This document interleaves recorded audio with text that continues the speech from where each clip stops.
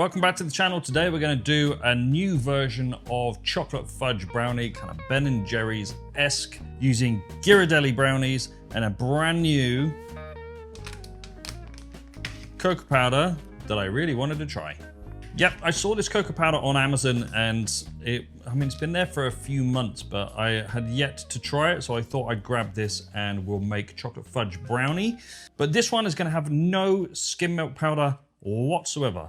I've been trialing ice creams that don't use skim milk powder or additional milk powders to see if I can balance them properly. This is the first one that kind of is perfect. So let's get on and do this. First, we're going to prepare these as per the box. And if you get these come from Costco, if you can't get these, just any brownies you can, just fudgy brownies. Cakey brownies don't do well in ice cream. They go quite hard, and then they eventually absorb loads of moisture and then do the opposite and turn into basically liquid. Fudgy brownies maintain their texture within chocolate fudge brownie ice cream, so that's what you're gonna do. 1 pouch. Let's get a bowl. That is not big enough. That's better. So let's put that in there. We've got the oven on at 325 Fahrenheit, which is, I think, what, 160 Celsius. And into that mix, it says we need to add 1/3 cup of water, 1/3 cup of oil. That's 90 milliliters, I think just under, like 85 milliliters of water, 85 milliliters of oil. Into that, we're first gonna break 1 egg, get that stirred up together. In that goes. These are delicious. If you've never had these, try them. They're really, really good. And we're just gonna bring that together like that. We don't want to whip this, just mix it together enough. And this is the pan. This is what, 8 by 8.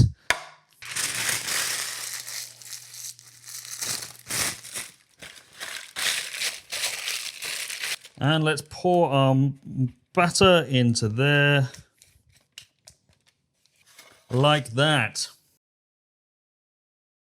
Now the packet says to cook this for 45 to 50 minutes, which is insane. Cook these for 30 minutes. That gives us the perfect texture for folding into our ice cream. So in it goes, 30 minutes. Quick tidy up of the bowl and let's get the ice cream going. Right, we're gonna start with 561 grams in our pan, whole milk, important. We're gonna use a couple of different types of sugar in here. So we've got a standard sucrose. Into that, we're gonna add our lecithin and our stabilizer. The lecithin is sunflower lecithin. Mine is powdered, so it always clumps up. Make sure you break those clumps down whilst you're stirring them into the sugar. And for the stabilizer, I'm using just locust bean gum today.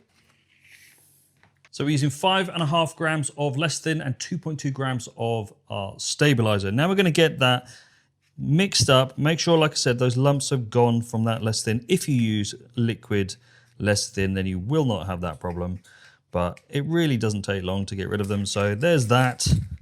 So there's that. That's going to go into our mix like so.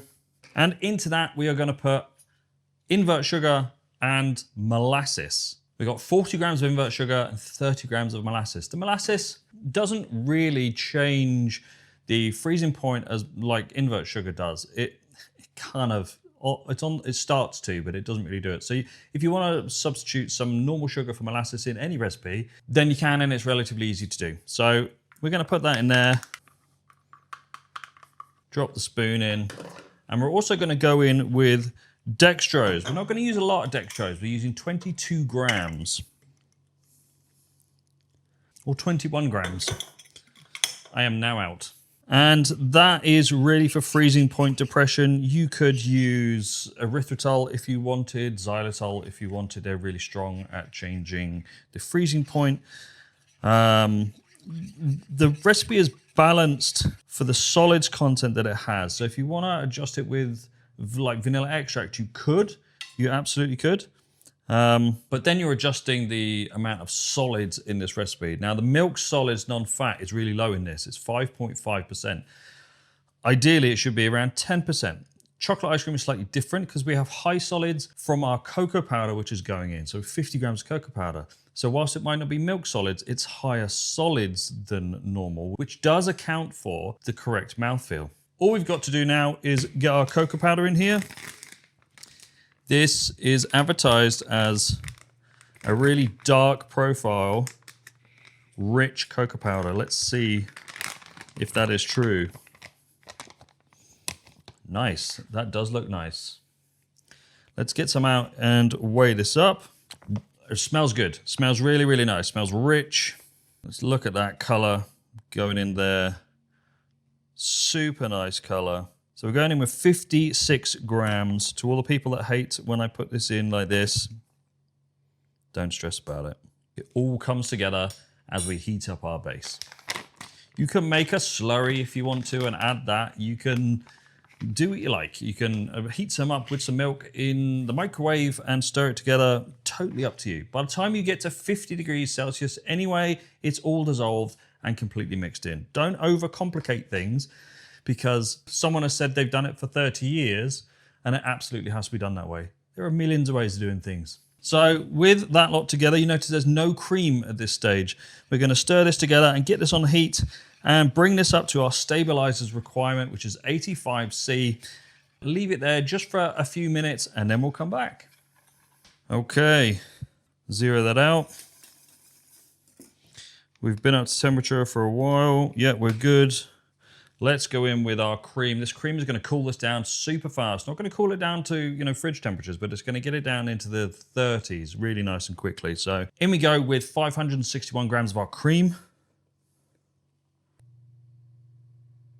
And give that a stir.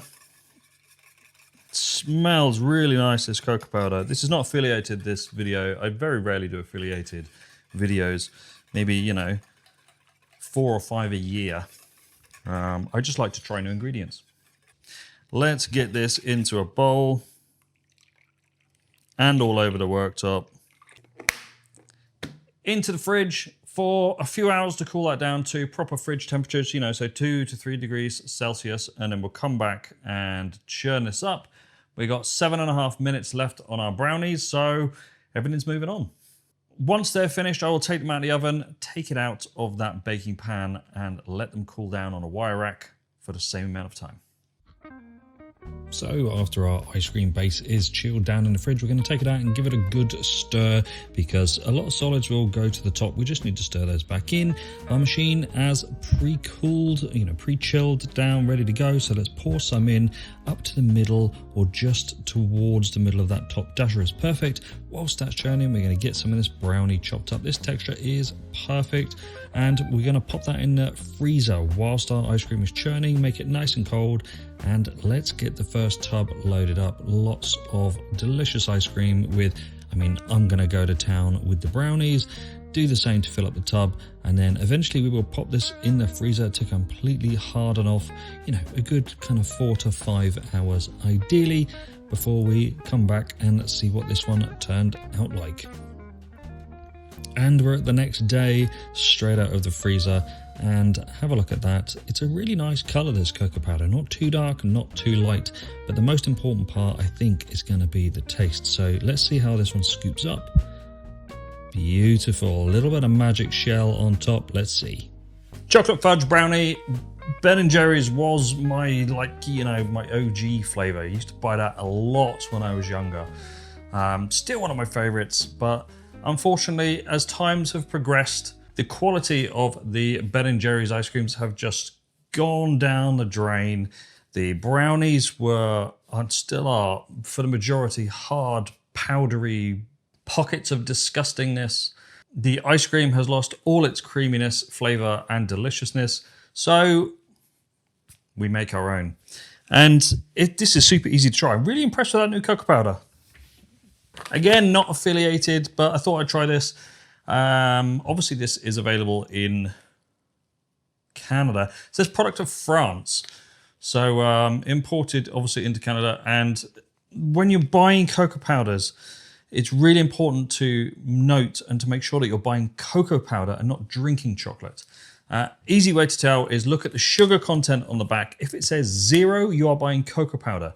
If it says anything other than 0, you are buying drinking chocolate. Bit of magic shell on top, you know. I was going to put a fudge swirl through this, but I kind of changed my mind because this turned out really quite delicious. So instead, magic shell, let's go. Oh yeah.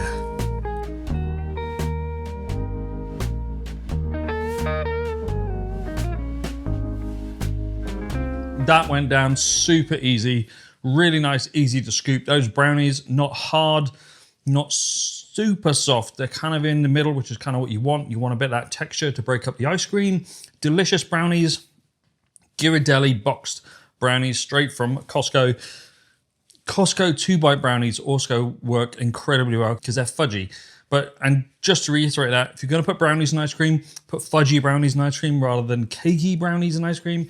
Cakey brownies end up quite soft and they lose their structure the longer they stay in that ice cream. Fudgy brownies, they resist the moisture because they have it in their body already, and it stays like that for a much longer period of time. Super easy to make, really good one for those that really struggle to get skim milk powder. That cocoa powder takes up that solids required and missing when you don't use milk powder.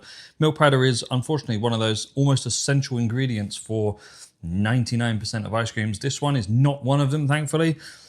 Give this one a try. Also, don't forget to head over to my other channel, which is here, to like and subscribe over there too. And I will see you guys next week when we are doing another sorbet recipe. Yay to all those people that keep asking me for sorbet recipes.